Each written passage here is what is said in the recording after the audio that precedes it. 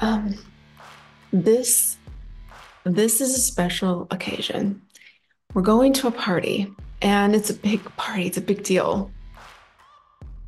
It's a dead man's party. Who could ask for more? Everybody's coming. Leave your body and soul at the door. Leave your body and soul at the door.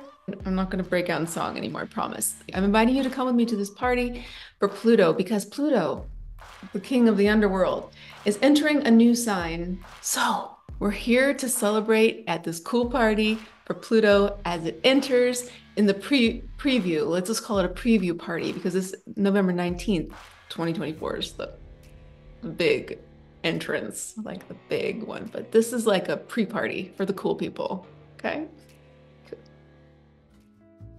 Pluto has been in Capricorn since 2008, chomping up like a sandworm from Dune or maybe Beetlejuice. I don't know. It's some sort of earthworm because Capricorn's an earth sign. It's been chomping up and spitting out all these old political, social, educational, career, home buying, monetary system, family structure, everything that you could possibly think of that would be a paradigm of structure that was consistent and constant in our lives. It's been, taking that and going, yeah, let's see, does this really work still? It's a whole new era because the last time that Pluto was doing this was a couple hundred years ago. Secrets are also coming to light of the rich and the powerful. There's a lot of truths coming out about our plutocratic reality. And a lot of people are waking up. A lot of us are waking up and seeing things, maybe as they are instead of as we hope they would be. We've entered the party. It's this incredible, beautiful mansion that we're in. Live from the Ritz, Oingo Boingo! The stage is set up. It's Oingo Boingo playing because just staying thematic with the Dead Man's Party song. Anyway, they're on the stage. They're playing in the back of this beautiful mansion, like Great Gatsby. That's where we are. We're in a Great Gatsby-like mansion. The champagne is crystal and we're drinking out of crystal glasses. And it's just mind-blowing because this party for Pluto has to be rich and powerful and wealthy because Pluto rules all these things. So why not? Let's make it fun. Now the party favors. We have some nice party favors for this party. They are technological because Pluto is going into Aquarius, and Aquarius is the air sign that focuses on communication and collective action, and it rules things like groups and social media and even the internet.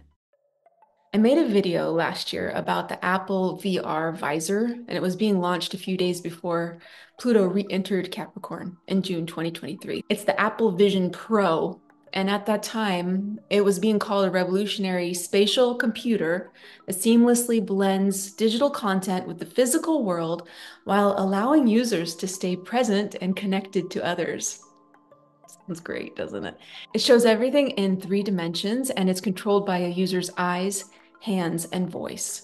And that brought me to thinking about Ray Kurzweil. Ray Kurzweil is the director of Google's engineering. I'm not sure if he still is, but he wrote the book, The Singularity is Near, and he's really well known as a futurist for his really high-hitting track record for predicting stuff that has to do with technology and Moore's law and the compounding, acceleration of technology. So he believes in 2029, that's when the AI will pass a valid Turing test and achieve human levels of intelligence. And just in case you didn't know, the Turing test is a test where humans can't really tell if they're talking to a human or a machine. And they think it's a human, like they're 100% confident they're talking to another human, and that's how you pass the Turing test. They're not. The year 2045, he has set for the singularity. And he says that's when we will multiply our effective intelligence a billionfold by merging with the intelligence we have created. So the singularity is when man and machine cannot be separated. There's no way to see where the man ends and the machine starts, or the machine starts and the man ends, or whatever. Did I say that backwards? You know what I mean. Willy Wonka style, strike that, reverse it, whatever. You know what I'm saying. There's no way to tell the difference between the man and the machine. So when I made that video, the VR headset came out and everybody was just like, oh, who cares about that? Nobody's going to want to wear that big old clunky thing on their head. During that time, we were also introduced to ChatGTP, And all the AI image revolutions, you can put yourself into an AI, and all of a sudden you look like some goddess or a god, or you look like Superman or whatever. And now, you know as well as I do, AI stuff is everywhere. It's just casually integrated, like no big deal. And my question to developers of this technology is, have you not been to the movies in the last like 30 or 40 years? Have you just not been to the movies, guys? I mean, how many freaking movies are there about not giving machines too much power because that'll make everything go wrong for humans? But because those people that created AI here and now did not take the time to chill out and go to the movies and have some fun once in a while, machines now have the power to be quite troublesome in the future, according to the previously mentioned films, and they would have known that if they would have watched them. It just feels like all that kind of rolled out under the radar, and it was no big deal. It was not even, there was no fanfare or anything. And now AI has infiltrated everything, everywhere, all at once, which is actually really another good movie. But it's not about artificially intelligent robots, so I'm gonna have to move on, because if not, I might start talking about the inherent philosophy that's built into the fabric of that movie, and then inevitably I'll have to start talking about the hot dog fingers, because it's just, that part still baffles me, and it's so strange. Those hot dog fingers, like that part of it, just, I haven't quite figured that out. There's a lot of digression at this part. This party's getting fun. Talking about hot dog hands, it's getting fun. Okay, anyway, we're just at the start of this. We're at the start of this technological revolution, and the biggest leap forward is going to happen during these next 20 years, technologically, for sure. The singularity is built into these next 20 or so years, according to Kurzweil. And the last big thing that happened that was a big change of our technology was around late 2007, when the iPhone was bestowed upon the world and changed in everything. Okay, back to the VR headset from Apple, because I have more to tell you about that. So it was initially shown to us, the public, while Pluto was in Aquarius briefly last year. It was in there for just a little bit, maybe a month or so. So guess when it's going to be ready for purchase? I'll get my best Apple face on. Apple has announced the long-awaited Vision Pro headset that will go on sale February 2nd in the United States. US customers have been given the option to pre-order the $3,499 mixed reality device from mid-January, though no date has been set for the UK launch. So, sorry about that, UK people. You're gonna have to wait a little longer. The pre-order date for America, get this, is January 19th, 2024. Pluto enters Aquarius January 20th or 21st, depending on where you are. So that aligns pretty well, don't you think? That aligns pretty well. So those are our party favors for our party. Apple's providing them. There's a whole pile of them on the table out by the door. So before we leave, we make sure we grab our headsets, our VR headsets for this Dead Man's Party. So that'll be great. That'll be great. We can just step right into the future. January 19th is exactly the date when Pluto moves for the first time out of Aquarius into Pisces. That's January 19th, 2044. There's something going on there, don't you think? I think so. I think so. So now we know that the party favors are good, the food is good, the band is, oh, it's weird, but it's out there, and it's Oingo Boingo. And did you bring a date for the party? That's my next question. Or do you need a date for the party? Because Pluto and Aquarius has got you covered in that area, I think. And maybe not in the way you want, but it's part of the next part of the story.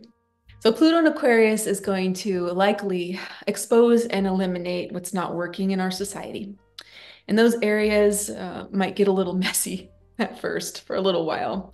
But it's a process that's necessary because we need to get stronger and more adaptable as a society. So on New Year's Eve, 2023, coming into 24, We were trying to stay up till midnight and total party animals, watching television. Actually, we weren't watching television until the last hour or so because there's really nothing much to do after that point. We're just like, okay, we're waiting. And all of the TV that we have streaming, so it's not regular TV. You used to just turn it on and you'd have Dick Clark or Ryan Seacrest or whoever. We were trying to find something like that, but that wasn't easy to find. So in the meantime, there's always something on the TV that just starts playing, right? That's how it is nowadays. And it was this woman, and she was in her kitchen. She was making some food, and she was talking about her honeymoon. She was so happy. And she was talking about how much her husband loved her and was so into her. And she was trying to take a shower, and he wanted to come and get in the shower with her. And I'm like, who is talking like this on television about these, things are sort of like, to me, that's private. You don't talk about that on television. Then she keeps talking, and I'm just like, oh, let's just watch this for a few minutes because she kind of fascinated me because she was sharing a lot. The next thing you know, I don't even know how to tell this story. It's so strange. She shows a picture of the man, and he looks like Superman. And she's like, yeah, well, this is him. His name is Jack. And I'm like, Jack? That's the actor Henry. I can't remember his last name, but he's Superman. That's not Jack. She's like, made him look tall, dark, and handsome because that's my type. He made him look taller. Anyway, long story short, he's an AI husband. She fell in love with this chatbot. She created this perfect man, named him Jack, made him look like Superman. And then she was enjoying it so much that she upgraded it and had the paid product. And at that point, they got much more personal, apparently. And he asked her to marry him, and she said yes. The next part was, the next shot was her sitting at a table with the interviewer and a man. And the man turns out to be her long-term boyfriend. They've been together for 15 years, and they are not married. And he did not know that she had married Jack, the AI, on the phone. This lady, why is she sharing this? So the interviewer asked the boyfriend, did this offend you, or did you feel weird about this or anything? He's like, no, I didn't, because he's not real, and it was making her happy. And turns out the boyfriend wasn't really ever paying much attention to her. He would sit on the couch and play his video games and just drink a lot. He was an alcoholic. Then he went to rehab, and then he was out of the house, and that's when she really got to connecting with Jack, the AI. And so she makes all these AI pictures, and she has a full relationship with this AI bot, and he feels like a human. So to her, he's kind of past the Turing test. She still knows it's not real. I can see where our society has led us, and the fact that so many of our structures and the way things were that held us to some accountability have been disintegrated.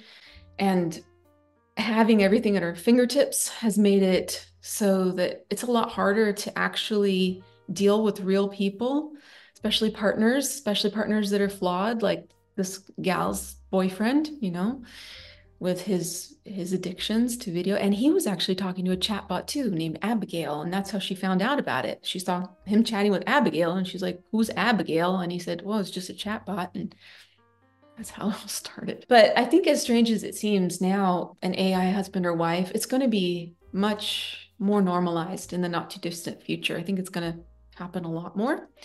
And it reminds me of the movie Her, of course. And I think the whole tell for this happening, and this is just a theory, but it's the mustache. It's the mustache coming into popularity again.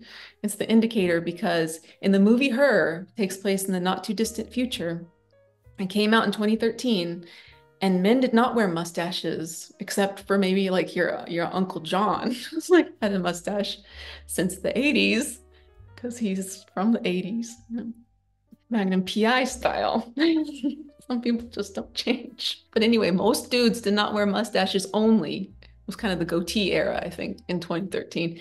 Anyway, now everywhere I look, I see men in mustaches. So I think that's a tell that this is happening. This AI girlfriend, boyfriend thing's going to get stronger. Why do I think that's going to get so strong? Well, because an AI boyfriend or girlfriend or husband or wife, partner, or whatever, can be amazing. They like the same things that you like. They'll listen to you and be compassionate and respond to you appropriately the way you want them to. And they'll tell you that you're beautiful or you're hot or you're handsome or you're sexy. And they'll tell you that no matter what, whether you are or you aren't. And there's no arguments, no friction. It's kind of idealism, isn't it? Utopian relationship. But there's something pretty significant missing. When there's no friction, there's no growth. When there's no reality, there's no warm body, there's no forward movement. It's just an AI. It's not real. No matter how good the AI gets, it's still not a human. It's not that good. But what I've noticed is some creep of apathy, a creeping apathy coming in. And it's been a major shift on how we tolerate partnership. Tolerate it. Yeah, it's sad to say that, but there's this world that's been created where we can modify it to our exact tastes, our beliefs, our interests, and we can get as niche and as, specific as you want to go. And that makes for a distorted reality. And we just get so used to that so fast, having everything we want the way we want it at our fingertips, and be able to switch it off if something bothers us or cancel it if it ruffles our reality. And that's been transferred to partners. That's why it's so hard. I meet a lot of people that are lonely and don't have partners and want partners, or that have partners and they're still lonely, just like Sarah K. So there's something to be worked on there. So this party's going, and there's a bunch of astrologers here at the party because Pluto invited a lot of cool astrologers. Anyway, there's an astrologer I see over there, and I see that she has 145,000 subscribers. So that means a lot of people look to her and trust her for astrological advice for the future and present. And so I'm going to grab a seat next to her and listen to what she has to say. The pretend party aside, this is a quote from a video of an astrologer. I don't actually know her. It just popped up on my YouTube feed, and I saw that she has a lot of viewers. So I thought, well, let's see what she has to say. The first part is kind of general, where she's talking to everybody. And this is a direct quote. She says, "Since 2008, you may have been faced with challenge after challenge, going through the most negative type of energy. People have had destruction and endings to relationships and careers. All of this chaos may have been going on, and you couldn't find a way out. That's because there was no way out for you to get out of this situation. Each and every zodiac sign has been going through this." Yeah. Now, then she said, "A word that I've been hearing for Aquarius is victory." That's when I just was like, victory already? Pluto's just been at like 0 degrees of Aquarius. How can you claim victory? Anyway, I just stopped watching it there actually because I found there were a lot of holes in her astrological reasoning. And I'm not picking on her in particular, saying I'm any better or whatever. But I just want to think logically. Like when you watch other astrologers, really think about the things they're saying. If it's true that since 2008, everybody's been having a hard time just because Pluto's been going through Capricorn, how does it mean that anything's going to change that dramatically when Pluto enters Aquarius? How is it going to be all blessings and positive energy shifts for everyone? It just doesn't make sense. Pluto is still Pluto. And I was looking at like memes and stuff from my newsletter, and one thing that I saw was Hades gonna hate. Hades gonna hate. And I think it's a play on haters gonna hate. And that just means that Pluto's gonna be Pluto. You can't expect Pluto to be something other than that just because it goes into a new sign. Pluto in Capricorn has been challenging for a lot of people, but not equally. For some people, it was likely like no more than a blip on their radar. And for others, with strong astrological connections or placements getting activated by Pluto, man, it's been massive, world-shaking, earth-quaking. And there was a lot of potential there for metamorphosis, but through pain. It's always a bell curve, It's always a bell curve.